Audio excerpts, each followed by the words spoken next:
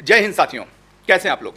आज साथियों हम लोग बात करने वाले हैं बंगाल के चुनावी समीकरण की, आज़ादी के बाद बंगाल के चुनावी इतिहास की, आज़ादी के बाद बंगाल का चुनावी सफ़र किस तरीके से शुरू हुआ और वहाँ पे कौन सी पार्टी किस समय शासन की, कैसे वामपंथ हावी हुआ, कैसे टीएमसी की स्थापना हुई और टीएमसी ने शासन शुरू किया, तमाम तरह की चुनावी गतिविधियाँ और जितना भी सियासी सफ़र है उस पर आज हम लोग रोशनी डालेंगे। तो चलिए फिर करते हैं शुरुआत।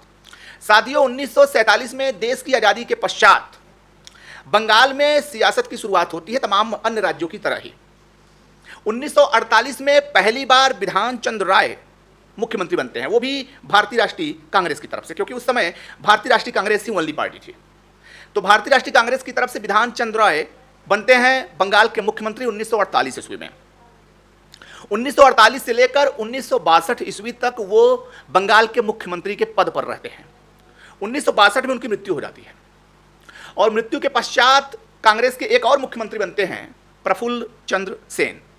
ये 62 से 1967 तक ये बंगाल में मुख्यमंत्री के पद पर रहते हैं। लेकिन साथियों 1948 से लेकर 1967 तक जो कि कांग्रेस का कार्यकाल था, इस दरमियान तमाम तरह की गतिविधियां देखने को मिलती हैं। कांग्रेस का सांगठनिक ढांचा कमजोर होता हुआ दिखता है, क्योंकि आज़ादी के पश्चात कांग्रेस बहुत मजबूत थी, क्योंकि लोगों के दिल में कांग्रेस को लेकर एक सम्मान था। लेकिन जैसे जैसे समय बीता तैसे तैसे लोगों की मनोभावना, लोगों के विचार भी बदले। इसके पीछे 2-3 कारण थे। पहला कारण था बेरोजगारी, क्योंकि आज़ादी के जस्ट बाद बेरोजगारी बहुत बड़ी समस्या थी, तो बेरोजगारी एक कारण था। दूसरा कारण था खाद्यान्न की कमी, इससे भी लोगों के मन में असंतोष पैदा हुआ। और तीसरा जो सबसे बड़ा कारण था आंतरिक फूट, क्योंकि संगठन के अंदर, कांग्रेस पार्टी के अंदर आंतरिक फूट देखने को मिलती है, इससे कांग्रेस कमजोर हुई।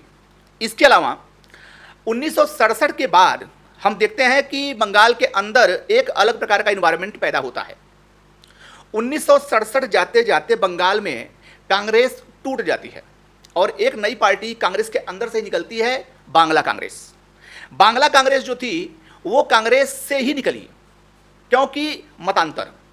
अजय राय जो कि बांग्ला कांग्रेस के फाउंडर थे, कालांतर में मुख्यमंत्री भी बनते हैं, खासतौर पर 1967 में ही, क्योंकि वो बांग्ला कांग्रेस के लीडर थे और उन्होंने कम्युनिस्ट पार्टी ऑफ इंडिया मार्क्सवादी के साथ गठबंधन करके यूनाइटेड फ्रंट तैयार किया और उसी यूनाइटेड फ्रंट ने सरकार बनाई, जो सरकार 1967 से लेकर 1972 तक चलती है। लेकिन खास तौर पे ये सरकार उतना सफल नहीं रहती है। उसके पीछे बहुत सारी कारण हैं कि ये सरकार सफल नहीं रहती, क्योंकि उस समय कोलिएशन गवर्नमेंट के लिए मुफीद इन्वायरमेंट नहीं था। ऐसा इन्वायरमेंट नहीं था कि जहां पे कोलिएशन गवर्नमेंट लंबे समय तक चल सके। लिहाजा 1972 में फिर से कांग्रेस की वापसी होती है और ये जो वापसी होती है 1972 से लेकर 1977 तक कांग्रेस फिर से शासन करती है। और इस समय जो मुख्यमंत्री बनते हैं वो बनते हैं सिद्धार्थ शंकर रॉय। ये मुख्यमंत्री बनते हैं 1972 से लेकर 1977 तक। इसी दौरान इमरजेंसी भी आती है, इमरजेंसी का कार्यकाल भी बीत जाता है। 1977 में फिर लेफ्ट हावी होता है, कांग्रेस पूरी तरीके से कमजोर हो जाती है और पहली बार लेफ्ट की पार्टी सक्रिय होती है, सरकार में आती है और ज्योति बसु बनते हैं बंगाल के मुख्यमंत्री। ज्योति बसु 1977 में बंगाल के मुख्यमंत्री बनते हैं, क्योंकि 1977 जाते जाते लेफ्ट पार्टी हावी हो जाती है, पूरा उनका डोमिनेशन आ जाता है, कांग्रेस पूरी तरीके से कमजोर हो जाती है और ज्योति बसु अगले 23 वर्षों तक बंगाल के मुख्यमंत्री रहते हैं। 23 वर्षों तक, मतलब 1977 से लेकर 2000 तक, सन 2000 तक ये मुख्यमंत्री रहते हैं ज्योति बसु। अब थोड़ा आगे की गतिविधि को हम लोग देखते हैं।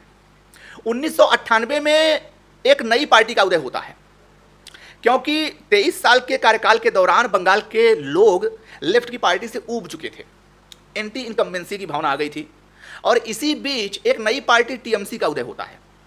टीएमसी भी कांग्रेस से ही निकलती है और कांग्रेस का भी विरोध करती है प्लस लेफ्ट का भी विरोध करती है। एक रीजनल अल्टरनेटिव के तौर पे टीएमसी का उदय होता है। ममता बनर्जी ने अच्छा खासा नेतृत्व प्रदान किया टीएमसी को, लेकिन तत्काल सरकार नहीं बनती है टीएमसी की, टीएमसी को इंतजार करना पड़ता है।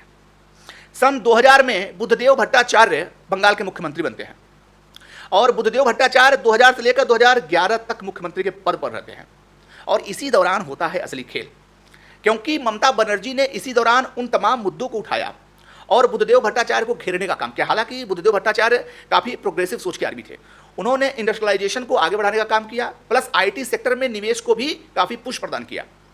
तो बड़ा ही बुद्धिजीवी प्रजाति के आदमी थे वो, और बड़ा ही प्रोग्रेसिव सोच के आदमी थे। लेकिन एक दो चीज़ें उनकी जो थी वो विवाद में आ गई, जैसे सिंदूर लैंड एक्विजिशन विवाद, जिसमें किसानों की जमीन छीन ली गई सरकार के द्वारा, और किसानों ने विरोध किया तो उनके ऊपर लाठीचार्ज किया गया, उनका दमन किया गया। इसी मुद्दे को ममता बनर्जी ने बखूबी उठाया और भुनाया भी। इसके अलावा नंदीग्राम वायलेंस 2007 में होता है, इसको भी ममता बनर्जी ने बखूबी घुमाया, और पूरे बंगाल के अंदर इस विवाद को घुमा घुमा के लोगों के मन में बुद्धदेव भट्टाचार्य के खिलाफ जो है एक विचार भर दिया, एक जो है उनके मन में गफलत डाल दी कि भैया ऐसा है कि अब हमको लाइए, हम ही जो है बंगाल की रक्षा करेंगे। 2011 के हुए चुनाव में ममता बनर्जी ने आसानी से बुद्धदेव भट्टाचार्य को हरा दिया और 34 साल लंबे लेफ्ट के शासन को समाप्त कर दिया। 2011 से लेकर 2026 तक लगातार मुख्यमंत्री के पद पर ममता बनर्जी बनी रहीं, और अभी हाल के चुनाव में ममता बनर्जी के शासन का भी समापन हो गया, क्योंकि भारतीय जनता पार्टी ने सत्ता पर कब्जा कर लिया। तो आज के वीडियो में फिलहाल इतना ही। ये था बंगाल का सियासी सफ़र। होपफुली आपको वीडियो अच्छा लगा होगा। मिलते हैं एक नए वीडियो में कुछ नए टॉपिक के साथ। तब तक के लिए जय हिंद, जय भारत।